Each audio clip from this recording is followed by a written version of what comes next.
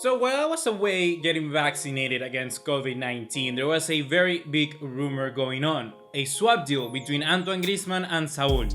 Here's my reaction to that news.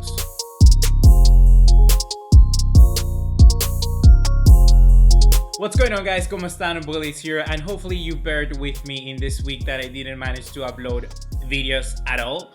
That trip to the USA for me to get vaccinated, because in Peru is just a mess. Really, the whole thing with the pandemic is just awful here in this part of the world. But we're back talking about transfer, talking about rumors, and also doing the podcast. If you do not know, guys, I got a podcast with a friend of mine called Pablo Blanco from Barça Universal called The Engine Room. Go check it out. You can see it right now on screen. Links are going to be in the description down below. It's a weekly podcast about football. You want more football content, just go check it out. But now let's talk about the context of this rumor overall. Why do Barcelona need to sell Griezmann to begin with? We all know by now that Barcelona are in a very bad financial situation, and currently Antoine Griezmann is one of the main earners at this club. We are talking about here of 45 million euros of annual salary. That is more than double of what De Jong, Ousmane Dembele, Gerard Piqué, Sergio Roberto earn currently at the club. Even people like Sergio Busquets, who have been here for the longest of times.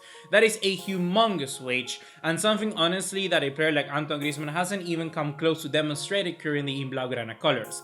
That is the main debate that many fans currently have, and many will tell you that of course it's in the best interest of Barcelona to get rid of Antoine Griezmann, because for the money that they're paying, he's simply not cutting it.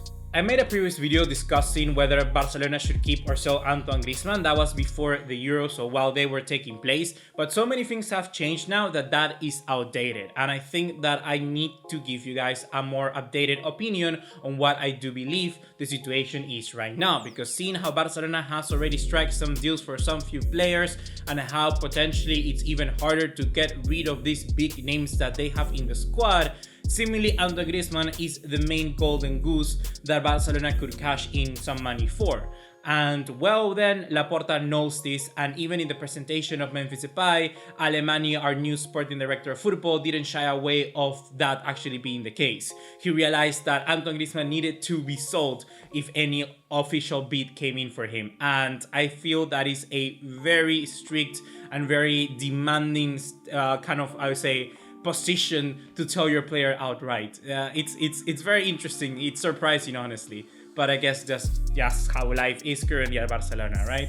The main road to get rid of Antoine Griezmann, well then, is Atletico Madrid, or Rojiblancos, because apparently they would be very interested in doing a swap deal with us for Saúl Ñiguez. And Saúl is a player that already is looking to be surplus to requirements because of the emergence of someone like Marcos Llorente, the signature of someone like Rodrigo de Paul, which is more creative, and I would say the consistency of someone as reliable as Coque Resurrección currently is. And I think that is actually very smart and in the best of interest for Atletico Madrid to get rid of a player like Saúl, because his profile is one that many top clubs are looking on right now. We have Liverpool, who are also interested in Saúl. Apparently they did a bid offering Henderson and Shaqiri plus some money for Saúl, which didn't go through.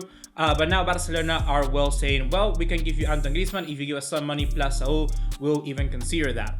But well then, why Saúl? Why do Barcelona are seeking this player and maybe not other names like a Renan Lodi, a left back that they need, or someone like João Felix, who is actually a perfect replacement for Antoine Griezmann, or why are they not seeking for different possibilities? Why do they need this spectacular, this precise, specific player?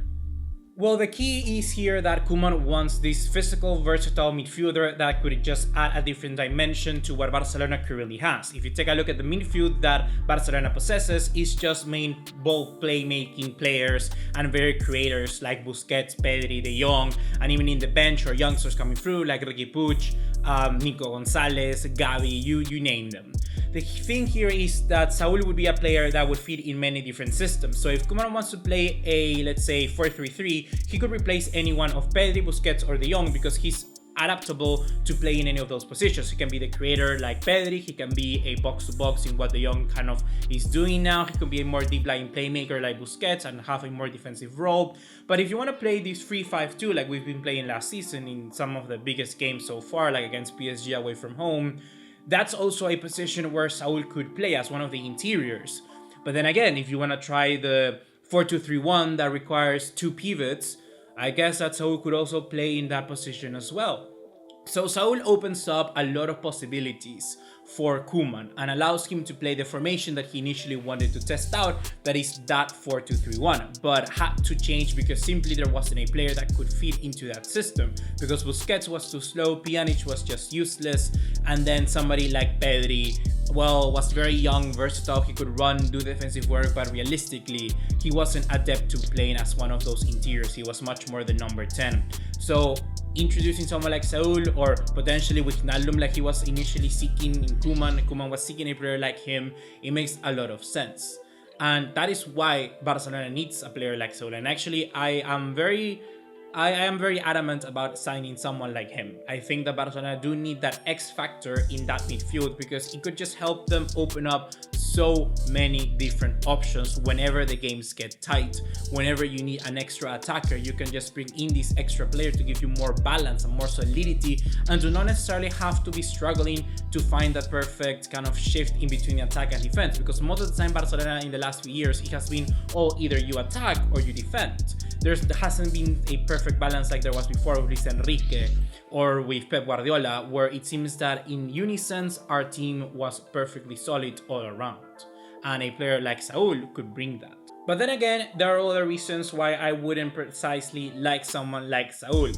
In fact, if you bring an extra midfielder, you are kind of stagnating the progress of those youngsters that are coming through that I mentioned before, like Ricky Puig, Nico Gonzalez, maybe Ilaix Moriba, who's also a player that is kind of fitting into that profile, but is still very, very young. But most importantly, because Saúl last season wasn't particularly the best of players. Saúl is I'll say, footballer that for Atletico Madrid doesn't really fit into what they want to do, and maybe if he shifted to Blaugrana colors, we could see an improvement in his play. But for goal contributions, he wasn't overall impressive at all. He played less minutes, even though 40% less than what he used last time around. He played a total of 2,673 minutes this season compared to 4,242 minutes last season, which, like I said, was 40% less, and also 65 minutes per game compared to 90 minutes per game on average, which is quite a dip. But then Barcelona also has to think about whether this swap will benefit them in any way, shape or form. So you bring in Saúl, which is this player that gives you the versatility, but what about losing Griezmann? I think that losing Griezmann will be a very big gap in our attack, because for a start, Griezmann is a player that gives you contributions week in and week out. You may play him 1 week and he may not score, but you know that eventually he's going to be contributing again with assist and goal. He's always coming clutch into these moments. And he's been scoring in some important matches that before even people like Luis Suarez, which is our third highest all-time goal scorer, hasn't even done so, like the Champions League in the past few seasons, in the Copa Rey in the final stages. And I think that is something that we might not underestimate. On top of that, we must also add that Antoine Griezmann is a very hardworking player that will be able to give you that defensive pressure from that initiation from line. And that is something, of course, that if now you bring Memphis Depay, who doesn't defend at all, if you haven't watched my analysis on Memphis Depay, go watch it now, because I explain it there even better than I will do here, but he just doesn't defend at all. You bring Agüero, which is 33 years of age, which is also not going to defend at all. And then you have Messi, which is a luxury player, which is not going to defend at all. You need someone like Griezmann, who is still very short in his career. He's very hungry for more titles, and he's going to give you that extra work that I think somebody like Memphis, Agüero, and Messi will not. And that is something that worries me, because we are losing someone that is a hard-working team player. So then what should Barcelona do? I think that Barcelona should be looking at this deal like an opportunity for them to be pushing Atletico Madrid to see how much do they actually want Antoine Griezmann. We know that Griezmann wants to stay in Spain, and even though Barcelona are looking for options in the Premier League, for instance, to Chelsea, Manchester United, Manchester City even, I think that for Griezmann, the best would be also to remain in Spain. So if they can kind of play a little bit with Atletico Madrid, flirt with them just to see how much they're willing to stretch, how much money they're willing to give, how many players are they willing to offer perhaps, that's where a deal could potentially be getting better for the side of Barcelona. Because right now, anything that happens with just Saúl and Griezmann is for the benefit of Atletico Madrid. And that is something that I'm not happy with. So that's gonna be everything for right now, guys. Hope you have enjoyed. Be sure to let me know in the comment box down below what do you think of this video, and also stay tuned for more content. Remember that the last episode that we uploaded off of the filter was on Pedri and what actually makes him so freaking damn good, so go check it out if you haven't seen so already. But now I'll be signing off and I'll see you in the next one. Take care. Ciao, ciao.